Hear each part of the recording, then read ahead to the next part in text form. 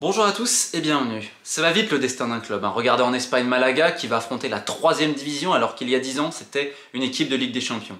En France, on a Nancy qui fait une double descente consécutive et qui sera en National 2, potentiellement en National 1, si jamais le club est repêché après son passage à la DNCG et qu'une autre équipe tombe. Et puis il y a une autre formation qui est tombée dans l'indifférence un peu générale, qui a dégringolé. Il y a 3 ans, Dijon était en Ligue 1. Dans quelques semaines, ils seront des pensionnaires de National 1 après avoir scellé une 2e relégation lors des 3 dernières saisons. Et pourtant, je le répète, toute cette année, on a eu l'impression que non, ça va aller, on va remonter. Une direction qui avait des œillères, qui n'a pas pris conscience du danger. Ça rappelle plein d'autres clubs et qui aujourd'hui n'a presque que ses yeux pour pleurer, avec de grands points d'interrogation vis-à-vis de sa survie financière. Alors attention, ne me faites pas dire ce que j'ai pas dit, Dijon ne va pas péricliter du jour au lendemain. Néanmoins, il va falloir se poser des questions s'il n'y a pas un rachat de comment le DFCO va rembourser à peu près sa quinzaine de millions qu'elle doit vis-à-vis de la rénovation du centre d'entraînement, super centre d'entraînement d'ailleurs à ce niveau-là, et ça c'est à saluer, un club qui travaille sur les structures, et ça c'est un des héritages de Delcourt, donc ça c'est très bien, c'est à saluer. Néanmoins, si le club est en Ligue 1, voire en Ligue 2 avec les droits de TV, tu sais que globalement tu vas t'en sortir peut-être en vendant aussi un ou deux joueurs.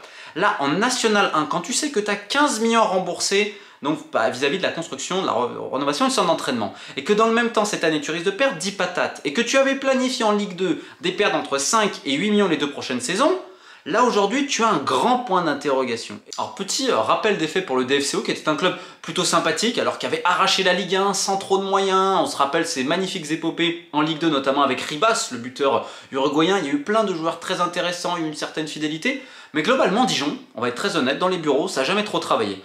J'avais déjà raconté cette anecdote en live, je vais la redire parce qu'elle est très symbolique du club et de la manière dont certains travaillent dans le foot. On a l'impression que tout est beau, tout est rose, les mecs sont déchaînés. Non.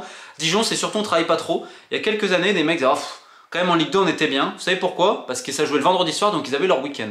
Donc certains ça les embêtait parce qu'en Ligue 1 t'as pas tous tes week-ends. Ça nous rappelle un petit peu Amiens quelque part, qui est un club où on fait toujours de la chaise longue. Alors Dijon c'est pas non plus dans ces proportions et on a ramené des gens plutôt compétents. Enfin je veux dire sur le papier quand tu ramènes Gérard Bonneau. Alors à Lyon quand même globalement ça a été un des monstres de la formation. Ensuite il va à Servette. Globalement c'est lui qui va, on va dire, structurer complètement le club au niveau de la cellule de recrutement, de plein de choses. Enfin, Gérard Bonneau à Servette laisse une super empreinte. Il arrive à Dijon quand Dijon est sur le point de tomber donc en Ligue 2. Mais tu te dis globalement c'est pas une mauvaise idée de le faire. T'as une petite cellule etc. Et puis ça prend pas tellement les records. Alors il y en a quelques-unes plutôt intéressantes. Mais surtout vis-à-vis du choix du coach. C'est-à-dire l'an passé Dijon qui est ambitieux. Je le répète, 5e budget de Ligue 2, potentiellement la 4e masse salariale, qui a des ambitions, ramène Omar Daf, qui n'est pas resté à Sochaux. Donc tu te dis, ok, très bien, début de saison en fanfare, et là, je pense que là, on a été aveuglé à Dijon, c'est qu'on s'est dit, oh là là, on va pouvoir viser le haut de tableau, mais bon, on n'en fait pas trop. T'as des mecs, alors t'as un effectif qui est construit avec des mecs d'expérience, à la Baptiste René, Mickaël Le Bihan, Daniel Congré, d'autres qui sont en Ligue 2 depuis des années, comme des Valentin Jacob, des Brian Soumaré, etc. Et quelques jeunes qui arrivent. Bon, quelques jeunes de l'extérieur, parce que souvent c'est aussi un point. Dijon a du mal à sortir des jeunes, et pourtant, semaine après semaine, le club va s'enfoncer et ça va même tourner un peu au ridicule. Alors certes, il y a eu une énorme victoire, je me rappelle à domicile, je crois que c'était contre Laval, et là on s'est dit c'est bon, on est de retour. Et en fait, toute l'année, le président Delcourt a eu des déclarations surréalistes en disant mais non, ça va aller, on vit entre la 10e et la 15e. En fait, on n'a jamais vu le danger. C'est pour ça que je dis, on a un club qui a toujours été passif, qui a attendu. Mais ça, rappelez-vous, quand il descend de Ligue 1 Ligue 2, c'était pareil. Alors, c'est pas moi qui vais jeter la pierre à un dirigeant qui garde confiance dans son staff technique et qui va pas changer de coach comme il change de chaussettes. Néanmoins là, fallait faire quelque chose. Saint-Etienne allait droit dans le mur et potentiellement National 1. Ils ont mis beaucoup d'argent cet hiver pour renouveler complètement l'effectif. C'était un effectif complètement nouveau, ce qui a permis de sauver les Verts. À Dijon, non. À Dijon, tranquille. Et pourtant, tu avais des intérêts aussi de l'étranger, parce que tu as beaucoup de clubs, notamment anglais, des propriétaires qui se sont dit pourquoi on n'en ferait pas une filiale. Je rappelle que la Ligue 2 devient aujourd'hui un championnat de filiales d'équipes étrangères. Sauf que Delcourt réclamait beaucoup d'argent. Et ça a toujours été un peu ça le problème de Dijon, c'est qu'on disait pas trop les choses. Comme je vous dis, il n'y a pas vraiment de pression populaire. Ce qui d'un côté séduit beaucoup de gens parce que tu te dis que tu peux travailler. Tu as quand même un public qui est plutôt fidèle, on l'a vu en Ligue 1, etc. Et là, c'est vrai que tu as globalement un désintérêt que ça soit des gens parce que je vous dis, tu as le côté passif, on n'en fait pas trop. Et puis surtout, tu coules, et tu n'as pas de réaction. Et notamment le président. Finalement, tu vas changer d'entraîneur, mais sur la fin, pour amener Pascal Duprat. Alors bon, c'est pas moi qui vais dire monts et merveilles de Pascal Duprat. Vu certaines choses, notamment époque Croix de Savoie. Et je pense que ceux qui étaient à l'époque en CFA, ils savent de quoi je parle. Sauf que là, Duprat, on peut tout lui dire, c'est pas de sa faute la descente. Au contraire, ça se passe plutôt bien en termes de résultats, et tu as une telle différence entre l'équipe sous Omar Daf et Pascal Duprat que tu te poses une question. Qu'est-ce qui s'est passé pour qu'à ce point-là, avec Omar Daf, ça n'aille pas? Mais attention, est-ce que c'est simplement la faute du coach, les joueurs? C'est, je pense, la faute d'un climat plus global. Il y a une anecdote qui est quand même terrible, mais cet hiver, tu as des mecs, alors je vais taire leur nom pour être gentil, des remplaçants, je dirais. Les mecs, ils étaient tellement bien à Dijon, parce que t'es bien payé à Dijon, attention, hein, je rappelle, hein, c'est la 3e ou 4e masse salariale de Ligue 2. C'est pour ça que, quand je parle de crash absolu, et ce qui est fou, c'est qu'on n'en parle pas trop. Nîmes et Niort, c'est des gestions guignolesques, c'est normal qu'on en parle autant. Valenciennes, c'est exceptionnel aussi. Mais Dijon, 3e ou 4e, je crois que c'est la 4e masse salariale, qui termine 18e avec des mecs qui cet hiver ont plus ou moins simulé des blessures à non, etc.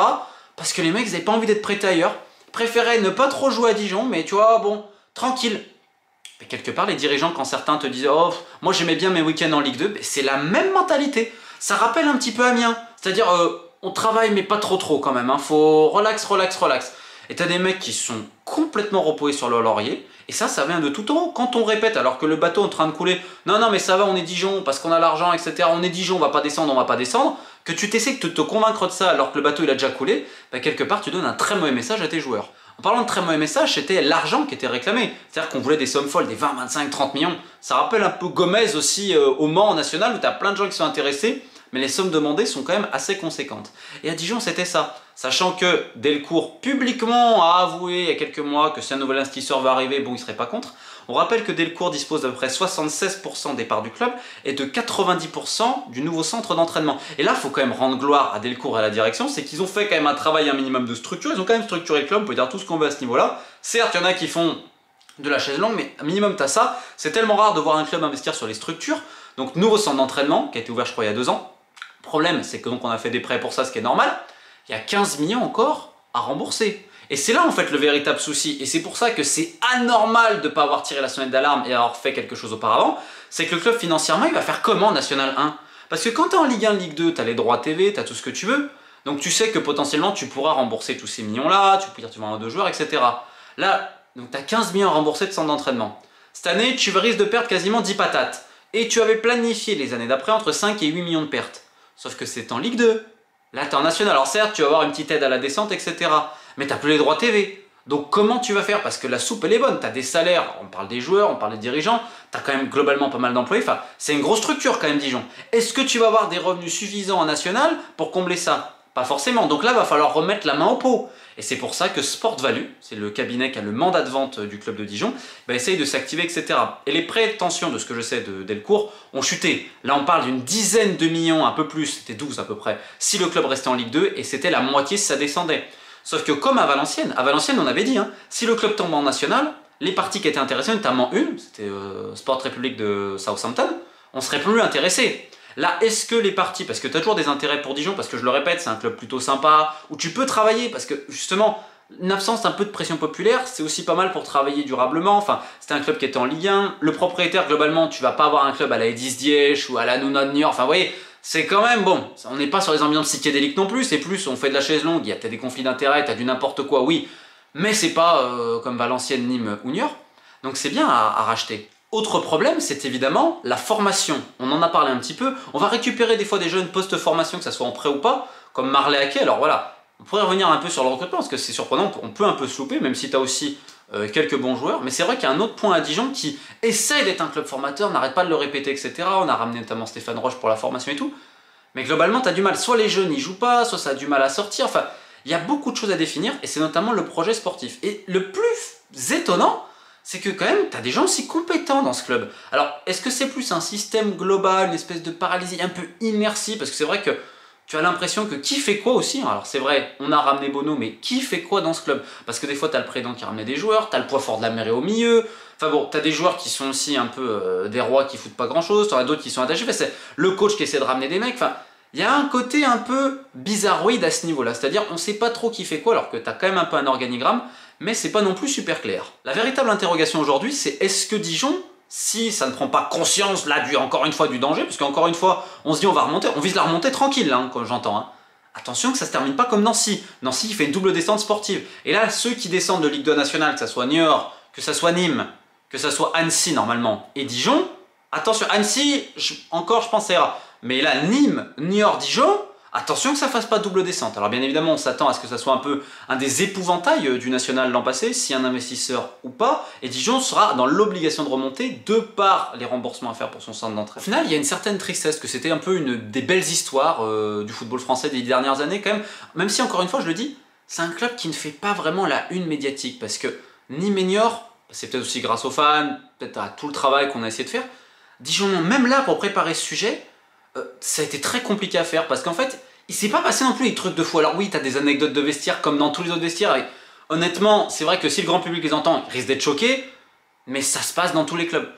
Là, globalement, non, c'est plus, comme je vous dis, la léthargie. Si je devais résumer, Dijon, c'est silence, on a coulé, mais on s'en est peut-être même pas rendu compte. Bref, c'est peut-être le moment de tourner une certaine page, Delcourt, ça fait quand même longtemps qu'il est là, et c'est normal qu'il y ait aussi une certaine lassitude, une certaine fatigue, peut-être pas le même entrain, alors on verra, ces prochaines semaines elles risquent d'être particulièrement intéressantes, puisque ça va s'accentuer dans la course à un repreneur, et c'est un peu ça le destin du national, comme on en parlait. Versailles qui vient de trouver un repreneur très fortuné, alors c'est quand même assez étonnant.